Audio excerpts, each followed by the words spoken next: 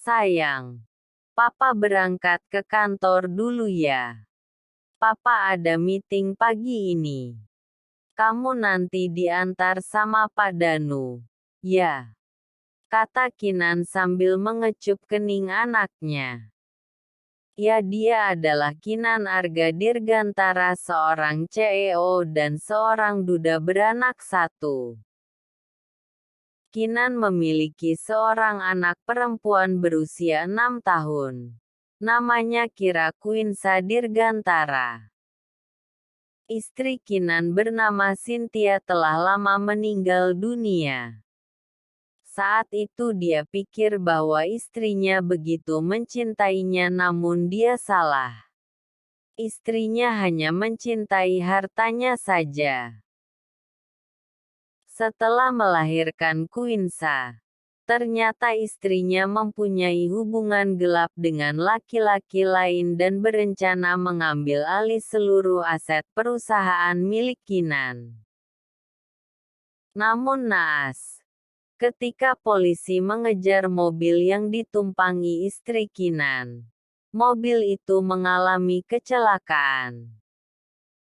Dan yang lebih mengejutkan, istrinya ditemukan kecelakaan bersama dengan selingkuhannya.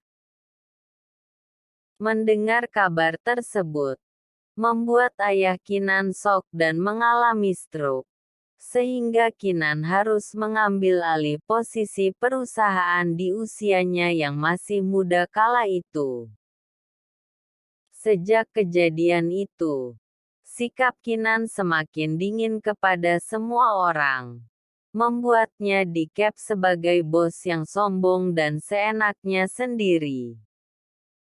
Namun ketika di hadapan putrinya, dia begitu lembut dan hangat. Sungguh besar beban yang Kinan tanggung di saat usianya yang masih 24 tahun saat itu. Dan kini usia Kinan sudah menginjak 30 tahun. Di pikirannya hanya untuk bekerja, merawat dan membesarkan putrinya. Untuk urusan cinta, ia sama sekali tidak tertarik. Sejak menikah, Kinan memilih untuk tinggal pisah dengan orang tuanya. Sedangkan mama dan papanya juga tinggal di rumahnya sendiri. Hanya ada suster yang membantu merawat Papa Kinan, beberapa asisten rumah tangga dan beberapa bodyguard yang menjaga rumah Papa Kinan. Ya, tentunya itu semua atas perintah Kinan. Bak, kenapa Papa selalu saja sibuk? Kata Quinsa dengan polos pada babysitternya. Queen, gadis kecil yang lucu dan imut itu memanggil pengasuhnya dengan sebutan Mbak, namanya Mbak Mira. Mbak Mira sudah bekerja sejak Quinsa masih bayi hingga sekarang. Sabar ya sayang. Papa kan lagi kerja. Besok Papa pasti temenin Queen, kok. Ayo kita berangkat sekolah. Ajak Mbak Mira. Mbak Mira menggandeng Quinsa menuju mobil dan menemaninya pergi ke sekolah. Saat ini Quinsa masih sekolah TKB, 6 tahun.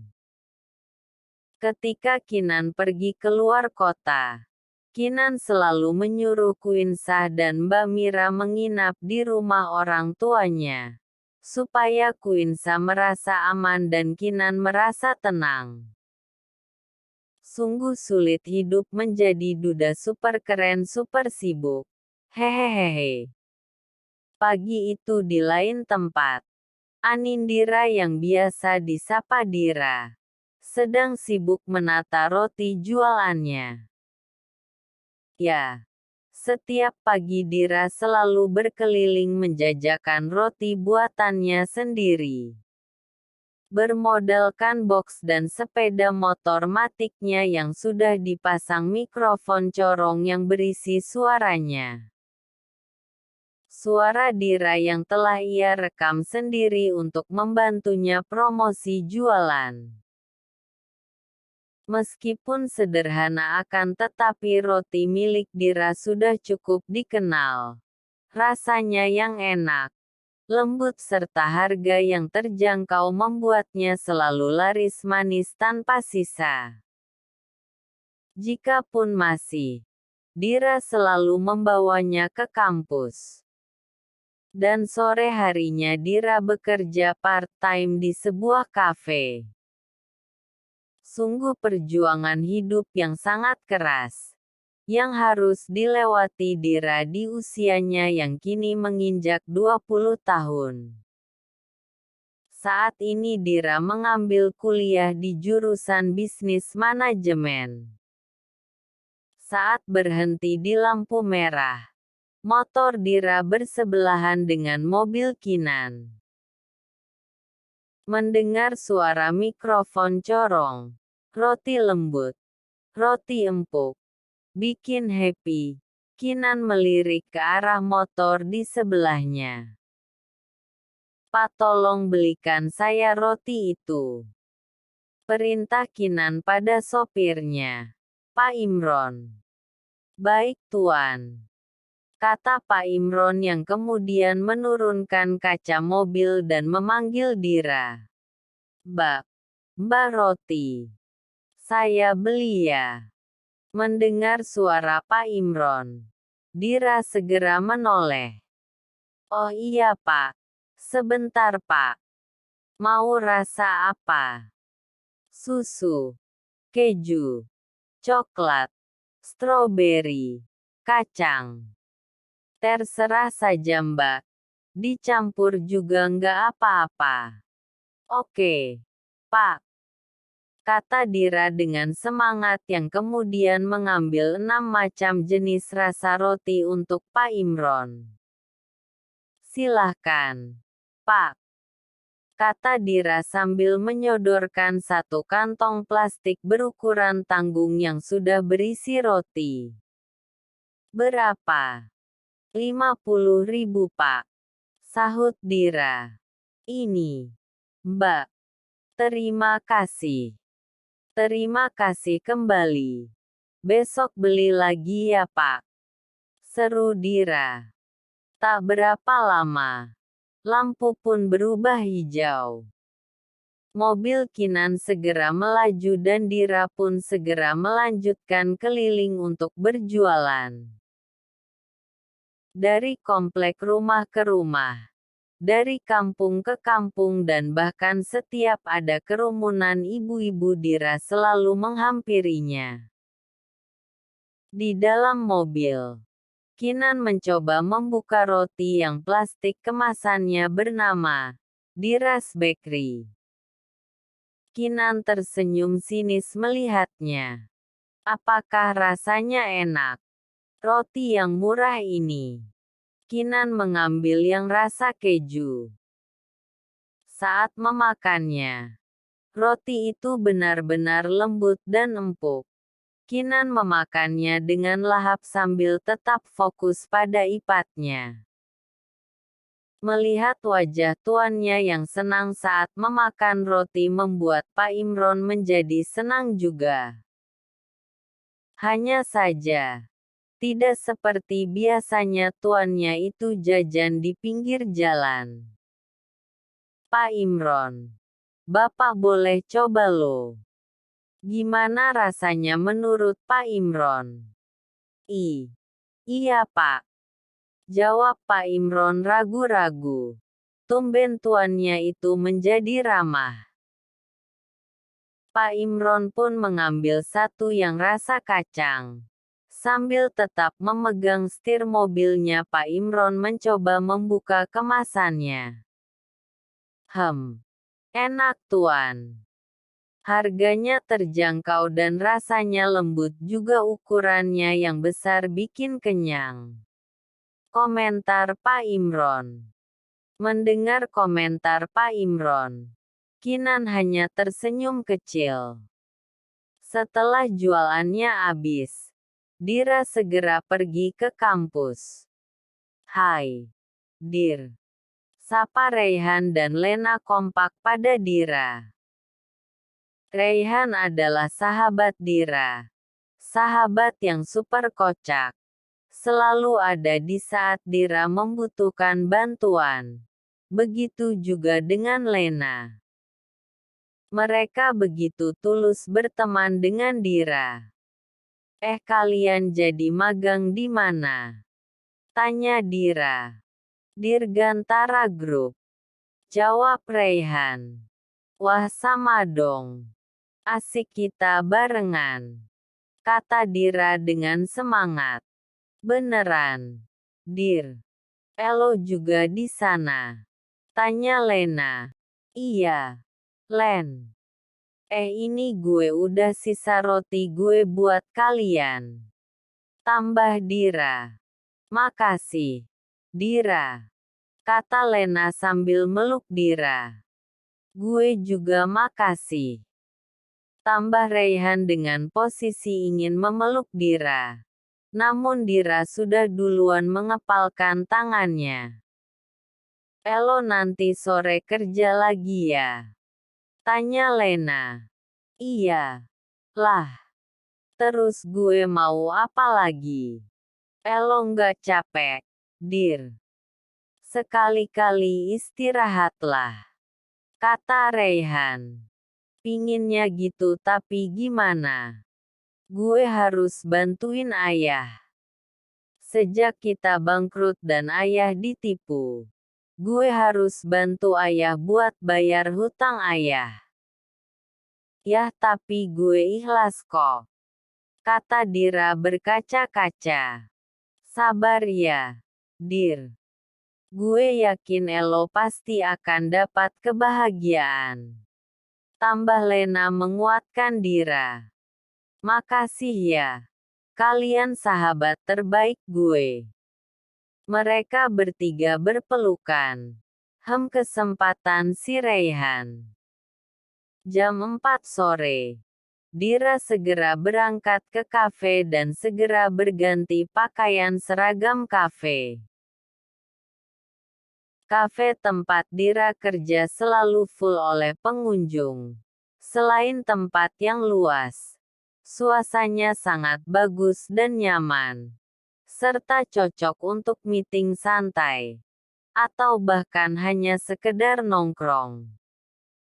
Di sana Dira sebagai waiters namun kadang merangkap sebagai kasir juga. Kiukaf. Dir. Tolong antar ke meja 4 ya.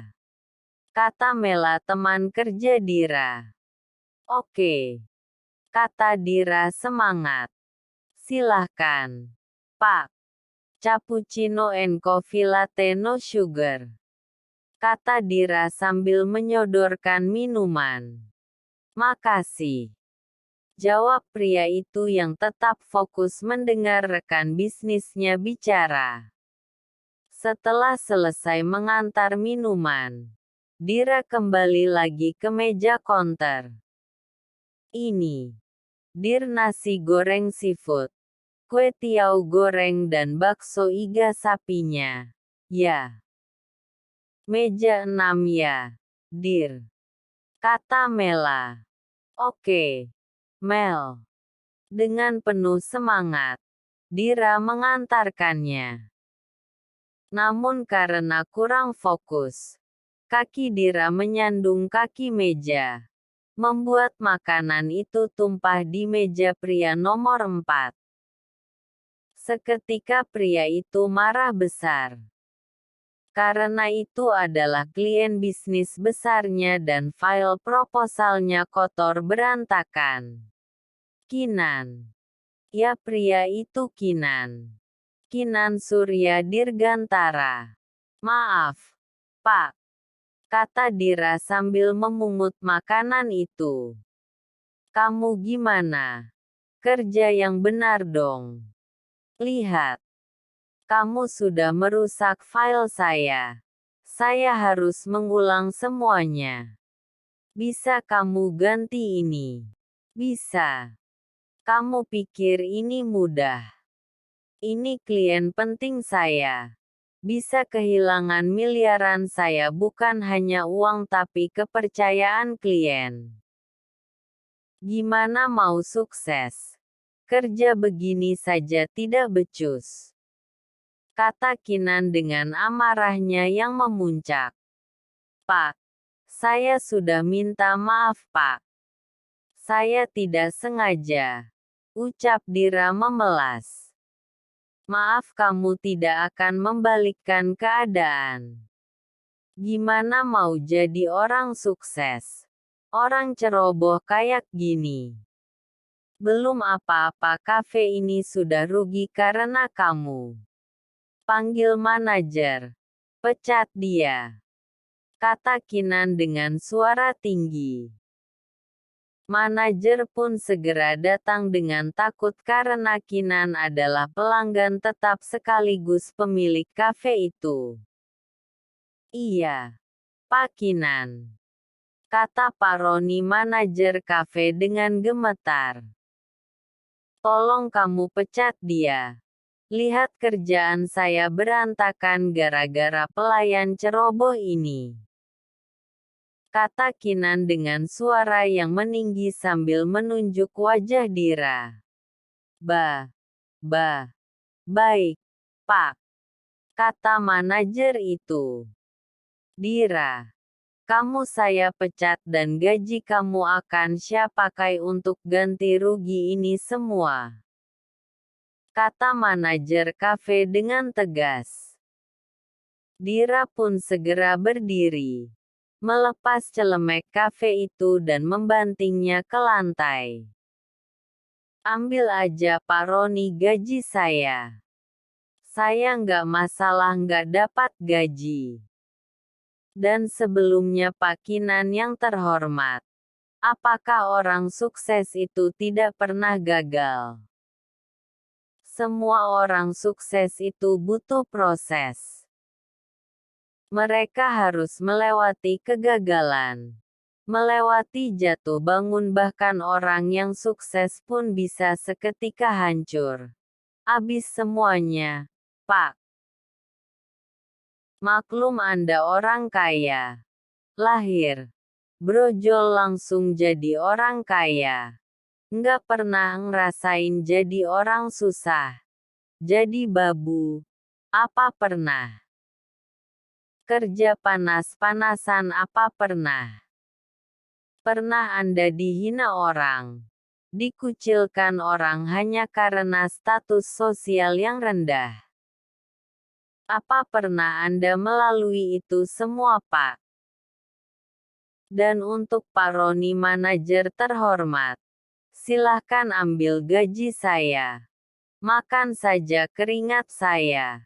Kerugian yang saya buat pun tidak menghabiskan separuh gaji saya. Silahkan ambil. Mungkin Anda sedang butuh. Terima kasih, kata Dira dengan tegas membalas kemarahan Kinan dan Pak Roni. Mendengar kata-kata Dira yang penuh amarah, membuat Kinan hanya bisa diam sambil mengusap keningnya. Sedangkan Pak Roni pun segera kembali ke ruangannya. Sepanjang jalan menuju perjalanan pulang, Dira menangis. Sakit sekali rasanya menghadapi orang-orang sombong seperti mereka. Sesampainya di rumah, Dira melihat ayahnya yang sibuk menyiapkan makan malam. Ayah, kata Dira sambil menangis. Kenapa, Nak? Tanya ayah dengan khawatir. Maafin, Dira. Dira dipecat ya dari kafe, kata Dira. Nak, gitu aja nangis. Ayah nggak marah kok. Tapi ya, gimana hutang kita? Apa rumah ini kita jual Nak? Supaya kita nggak punya hutang lagi. Jangan. Yah. Dira. Ayah minta maaf. Ayah malah buat kamu menderita. Kamu harus melewati masa sulit ini karena ayah. Kata ayah dengan mata berkaca-kaca. Dira nggak pernah nyalahin ayah kok. Dira ikhlas ya. Menjalani ini semua. Ayah mohon. Nak. Kita jual saja rumah kita ini. Kalau kita nyicil bunganya akan semakin bertambah. Yah. Apa yang udah diambil teman ayah bisa diambil lagi. Meskipun kejadian itu 5 tahun lalu. Entahlah. Nak. Mereka juga nggak ada kabar dan ayah tidak ada bukti. Untung saat itu ayah masih punya rumah ini. Rumah ayah sebelum sukses sekarang balik lagi ke sini. Nak. Kayak ayah sambil tersenyum. Semoga suatu saat nanti ada jalan keluar di balik kesusahan kita. Yah. Ayah adalah orang yang baik. Pasti nanti akan ada hal yang baik untuk kita. Ya. Nak. Hutang yang besar yang menjadi beban buat ayah. Ayah ditipu dan semua aset sudah menjadi jaminan. Ya abis nak semuanya. Tega banget ya. Mereka. Ayah. Kita pasti bisa melewati ini semua meskipun tanpa mama. Kata Dira sambil memeluk ayahnya. Iya. Sayang. Pasti kita bisa. Bismillah ya nak. Sejak ditipu dan menjadi bangkrut, hancur semua kehidupan keluarga Dira. Semuanya kembali ke titik nol. 5 tahun lalu Dira masih usia 15 tahun. Masih sulit baginya untuk memahami apa yang dirasakan ayahnya. Namun kini, tanggung jawab semua diemban oleh Dira. Dira harus kuat demi ayahnya.